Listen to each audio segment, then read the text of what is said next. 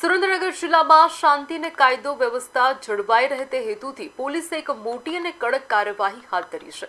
જિલ્લામાં અલગ અલગ 35થી વધુ ચોરીની ઘટનાઓને અંજામ આપનારી ગેંગના 5 રીઢા ચોરોની ધરપકડ કરી તેમની સામે ઓર્ગેનાઇઝ્ડ ક્રાઇમ કંટ્રોલ એક્ટ એટલે કે ગુસ્સી ટોક હેઠળ ગુનો દાખલ કરવામાં આવ્યો છે. ઉલ્લેખનીય છે કે સુરેન્દ્રનગર જિલ્લામાં 7 વર્ષના લાંબા સમયગાળા બાદ આ બીજી ગુસ્સી ટોકની ફરિયાદ નોંધાઈ છે. આ કડક કાર્યવાહી બાદ હવે જિલ્લાના ખનીજ માફિયાઓ, બુટલેગરો અને વ્યાજખોરો પણ પોલીસની રડારમાં આવી ગયા છે અને ટૂંક સમયમાં જ તેમની સામે પણ આવી જ આકરી કામની ઝુંબેશ શરૂ કરવામાં આવશે તેમ પોલીસ સૂત્રો દ્વારા જાણવા મળ્યું છે.